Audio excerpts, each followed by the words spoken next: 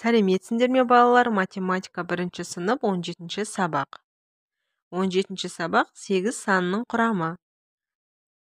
Яғни 8 санның құрамын анықтаймыз балалар. Балалар, бірінші тапсырмаға назар аударамыз. Суретке қара, 8 санның құрамына мысалдар ойластыр дейді. Ал балалар, суретке назар салып қараймыз.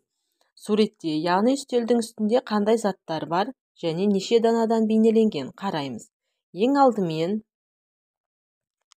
қызғылт 4 сүлгі көрсетілген екен, қағаз сүлгіден балалар 4 қызғылт сүлгі және 4 күлгін сүлгі көрсетілген. Яғни 4-ке 4-ті қоссақ балалар 8 болады, Одан кейін алмаға назар саламыз. 7 қызыл алма, 1 сары алма. Яғни 7-ке 1-ді қоссақ 8 болады. Кесеге назар аударамыз. 6 көк кесе, 2 жасыл кесе.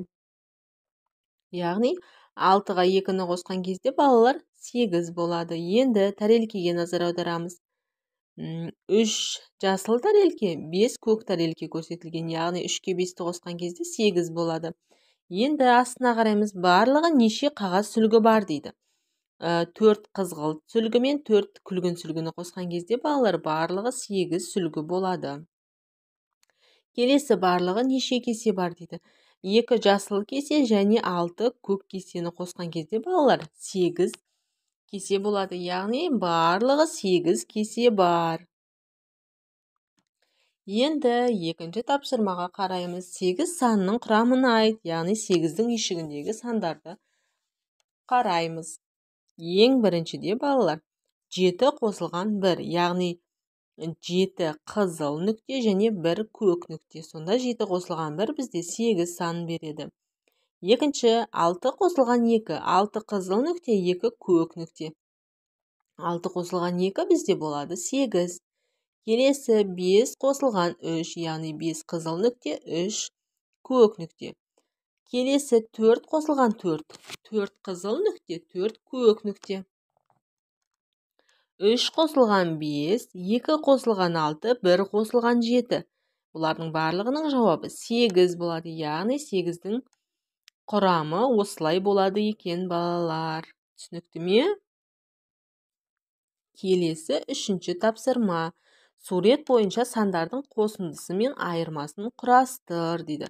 Ал балалар, бірінші бағандағы суретке назар аударамыз. Бірінші бағанда балалар 7 алмұрт, 1 алма бар екен. Яғни 7 қосылған 1 болады 8. Немесе 1 қосылған 7 тең болады 8. Енді айырмасын құрастырайық. Айырмасына 8 азайтылған 7 тең болады 1. Немесе 8 азайтылған 1 тең болады 7. Екінші суретке назар аударамыз. 6 алмұрт, 2 алма. 6 қосылған 2 тең болады 8. Немесе 2 қосылған 6 тең болады 8. Айырмасына назар аударамыз. 8 азайтылған 6 тең болады 2. Немесе 8 азайтылған 2 тең болады 6. Енді келесіне қараймыз. 5 алмұрт, 3 алма, яғни 5 қосылған 3 тең болады 8.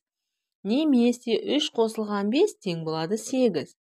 Айырма жасаймыз енді. 8 азайтылған 5 тең болады 3. Немесе 8 азайтылған 3 тең болады 5. Ең соңғы суретке назар саламыз. 4 алмұрт, 4 алма, яғни 4 қосылған 4 бізде 8 болады. Айырмасы 8-ден 4 азайтсақ балалар 4 саны шығады. Жарайсыңдар балалар. Келесі 4-ші тапсырма. Бос орындарға тиісті сандарды ата. Өзің 1-ден 10-ға дейінгі сандар қатарын құрастыр дейді балалар. Ал балалар, мына сандар қатарында сандарды түсіп қалған, яғни рет-ретімен біз оны қойып шығуымыз керек. Ал балалар, 1, 2, яғни 1 сан түсіп қалған екен, ол жерге 3, одан кейін 4, 5 сан түсіп қалған, ол жерге 6 санын қоямыз, 7, 8, одан соң 9 санын қоямыз, және 10. Балалар, жарайсыңдар, осылай дәптерлеріңе сандарды рет-ретімен сандардың қатарын жазып шығыңдар. Бүгінгі сабақ сендерге түсінікті болса, комментарий жазып, лайк басып, каналға тіркелуді ұмытпаңдар. Сау болыңдар балалар.